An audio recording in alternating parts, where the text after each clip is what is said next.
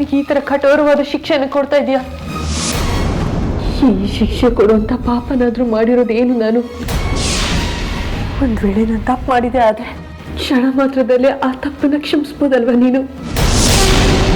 ಮಾತಾಡೋ ಪರಮೇಶ್ವರ.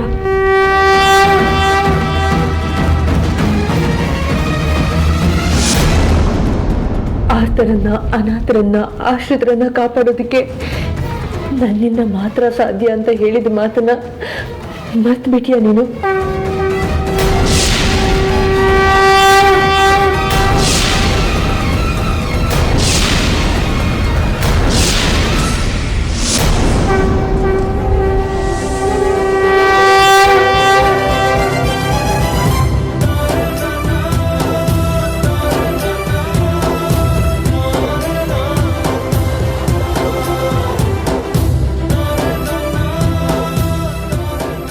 ನಿಮ್ಮನ್ನೊಂದು ಮಾತು ಕೇಳಬೇಕಿತ್ತು.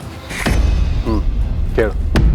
ನಿಮಗೆ ಎಷ್ಟೇ ಆವೇಶ ದ್ವೇಷ ಇದ್ರೂ ಆ ಹಾವಿನ ಮೇಲೆ ಕಾರ್ ಹತ್ಸಿ ಕೊಂದಿದ್ದು ಮಹಾ ಅಪರಾಧ ಕಣ್ರಿ. ಸುಮ್ಮನೆ ಸುತ್ತಿ ಬಳಸಿ ಮಾತಾಡೋದಕ್ಕೆ ನೋಡ್ಬೇಡ ಹೇಮ. ಏನು ಹೇಳ್ಬೇಕು ಅಂತಿದೆ ನೇರವಾಗಿ ಹೇಳು. ಪ್ರತಿಯೊಬ್ಬರಿಗೂ ದುರ್ಗಳಿಗೆ ಅಂತ ಇರುತ್ತೆ. ಆ ದುರ್ಗಳಿಗೆಲ್ಲೇ ನೀವು ಹಾವನ್ನ ಕೊಂದಿದ್ದು.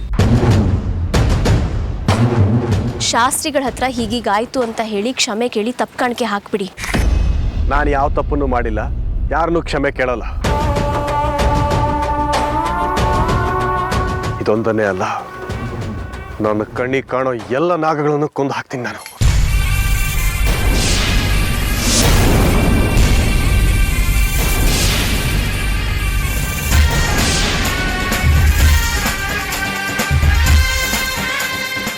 ಏನೋ ಯಾಕೋ ಈ ರೀತಿ ಮಾತಾಡ್ತಿದ್ಯಾ? ಏನೋ ಆಗಿದೆ ನಿನಗೆ? ನನಗೇನಾಗಬೇಕೋ ಅದೇ ಆಗಿದೆ. ನಡೀರಿ ಒಳಗೆ.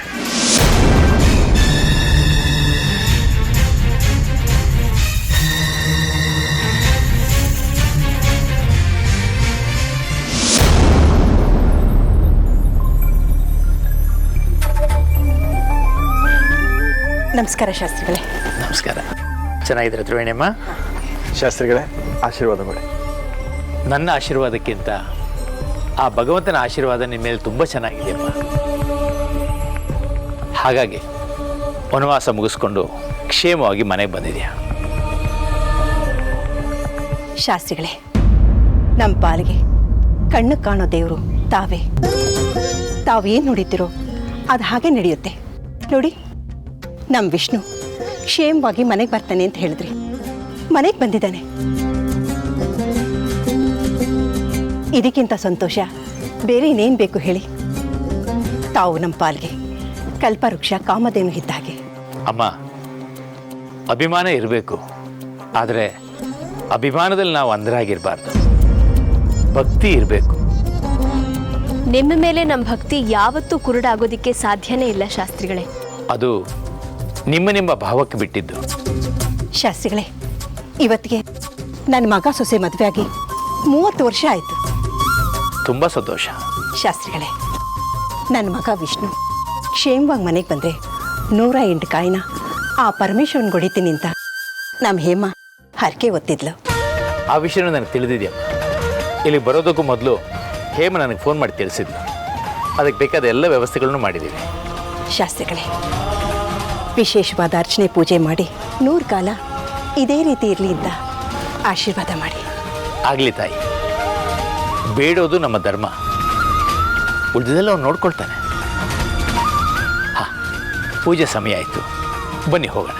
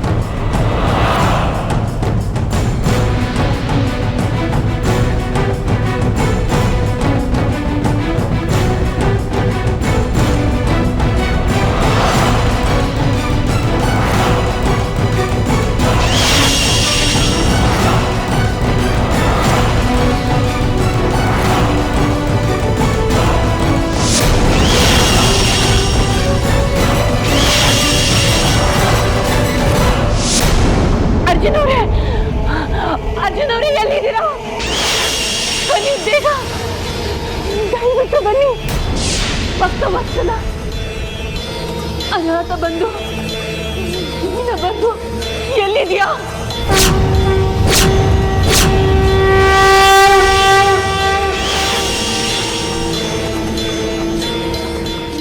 ನಾನು ಹೀಗೆ ಹಿಂಸೆ ಪಡ್ತಾ ಇರೋದು ನನ್ನ ಕಣ್ಣಿಗೆ ಕಾಣಿಸ್ತಾ ಇಲ್ವಾ?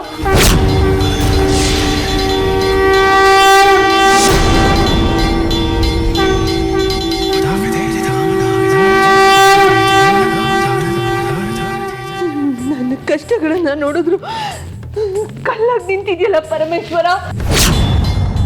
ಎಂತ ಅಗ್ನಿ ಪರೀಕ್ಷೆನ ಕೊಡ್ಬೇಕು ಅಂದ್ಕೊಂಡಿದ್ಯಾ?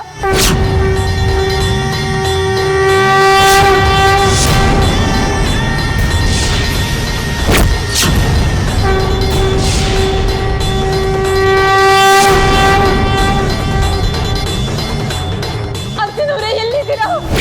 ನಾಗಶೇಖರ, ನಾಗಭೂಷಣ, ಚಿದಂಬರ, ನನ್ನ ಆತಕ್ಕೆ ಹೋಗು. ನಿನಗೆ ಕೇಳಿಸ್ತಾ ಇಲ್ವಾ?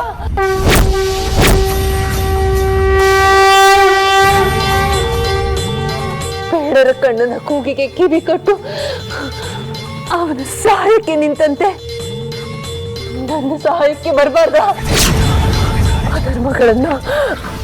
ಅಧರ್ಮಿಗಳನ್ನ ಧ್ವಂಸ ಮಾಡೋದಕ್ಕೆ ತಿಳಿದದ್ದು ನಿಲ್ಲಬಾರ್ದ ದೇವ?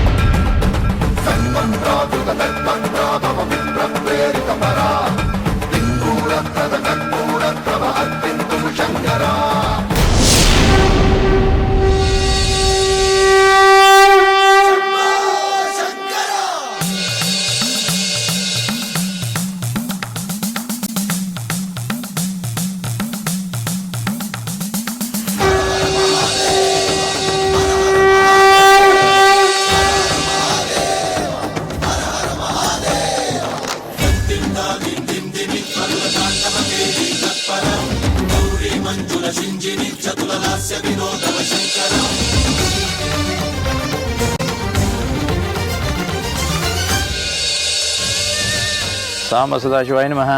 ಅಷ್ಟೋತ್ತರ ನಾಮ ಪೂಜಾಂ ಸಮರ್ಪಯಾಮಿ. ಹಾಂ, ಪುಷ್ಪಾರ್ಚನೆ ಮುಗೀತು. ನಿಮ್ಮ ಹರಕೆ ಪ್ರಕಾರ 108 ತೆಂಗಿನಕಾಯಿಗಳನ್ನ ಒಡೆದು ಬನ್ನಿ. ನೈವೇದ್ಯ ಮಾಡಿ ಪ್ರಸಾದ ಕೊಡ್ತೀನಿ. ಆಗ್ಲಿ ಶಾಸ್ತ್ರಿಗಳೇ.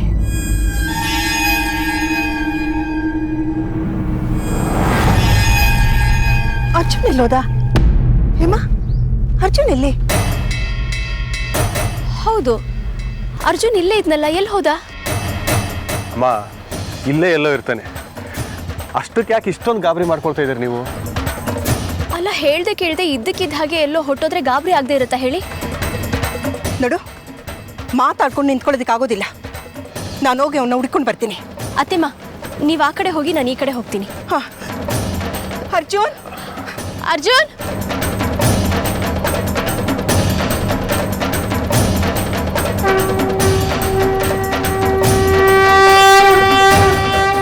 ಅರ್ಜುನ್, ಅರ್ಜುನ್, ಎಲ್ಲೋದ ಇವನು? ಅರ್ಜುನ್, ಅರ್ಜುನ್, ಅರ್ಜುನ್, ಎಲ್ಲಿ ಹೋದ ಇವನು?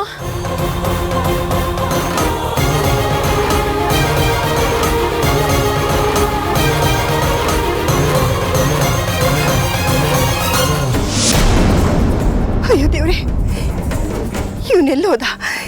ಇವನಿಗೇನಾಯ್ತು ಅಂತಾನೆ ಗೊತ್ತಾಗ್ತಿಲ್ವಲ್ಲ.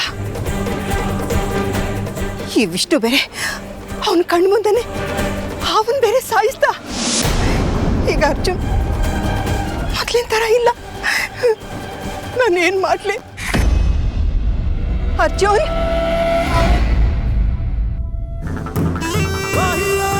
ಅರ್ಜುನ್ ಈ ಆಶ್ರಮದಲ್ಲಿರುವವರೆಗೂ ಅವನು ಸುರಕ್ಷಿತವಾಗಿರ್ತಾನೆ. ಅವನೇನಾದ್ರು ಹೊರಗಡೆ ಬಂದರೆ ಏನ್ ಬೇಕಾದ್ರೂ ಆಗ್ಬೋದು. ಪರಮೇಶ್ವರ, ನನ್ನ ಮೊಮ್ಮಗನ್ಗೆ ಏನೂ ಆಗ್ಬಾರ್ದು. ಅವನ್ನ ಕಾಪಾಡಪ್ಪ, ಅವನ್ನ ಕಾಪಾಡು. ಅರ್ಜುನ್,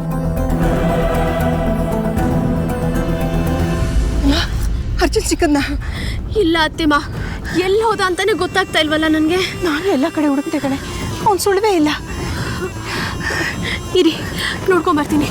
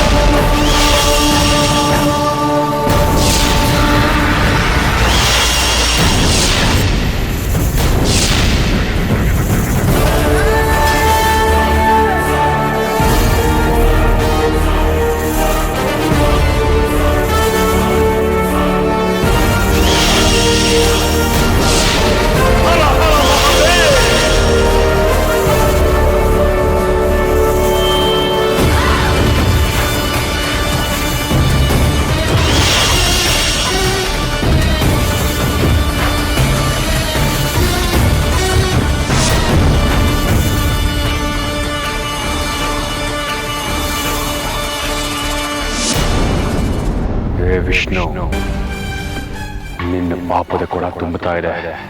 ಅದಕ್ಕೆ ಹೀಗೆ ನಮ್ಮ ಕುಲದ ಜೀವಿಗಳನ್ನ ಹಿಂಸಿಸಿ ದ್ವೇಷಿಸ್ತಾ ಇದೆಯಾ? ನಿನ್ನ ಜೀವನದ ಕೊನೆ ಪುಟಗಳನ್ನ ನೀನೇ ಬರ್ಕೋತಾ ಇದೆಯಾ? ನಿನ್ನ ಸಾವು ಈ ನಾಗ ಯೋಧನಿಂದನೇ. ಅದನ್ನ ತಪ್ಪಿಸೋದಕ್ಕೆ ಯಾರಿಂದನೂ ಸಾಧ್ಯ ಇಲ್ಲ. ಅರ್ಜುನ್,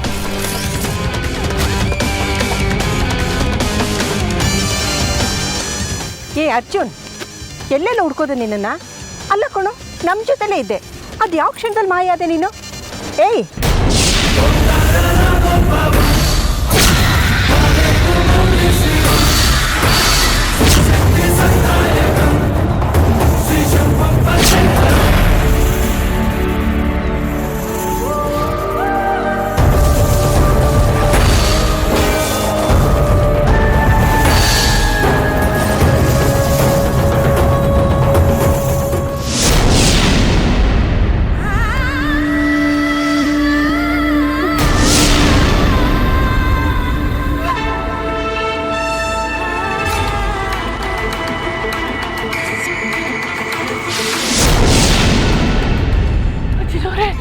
ಕಾಪಾಡಿ, ಕಾಪಾಡಿ ಅರ್ಜುನ್ ಅವರೇ, ಅರ್ಜುನ್ ಅವರೇ ಕಾಪಾಡಿ.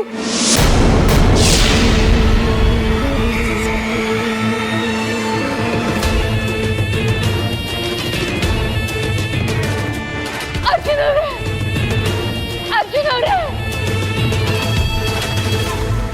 ಕಾಪಾಡಿ, ಅರ್ಜುನ್ ಅವರೇ.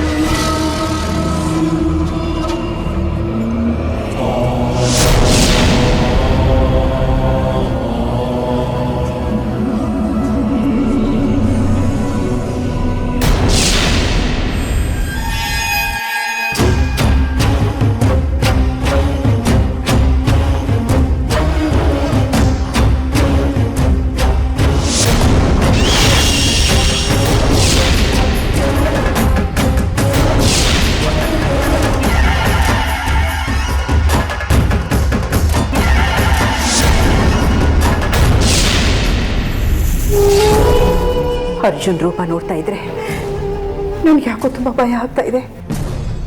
ವಿಷ್ಣುನೋ ಅಥವಾ ಹೇಮನೋ ಅರ್ಜುನ ನೋಡಿದ್ರೆ ಏನು ಗತಿ?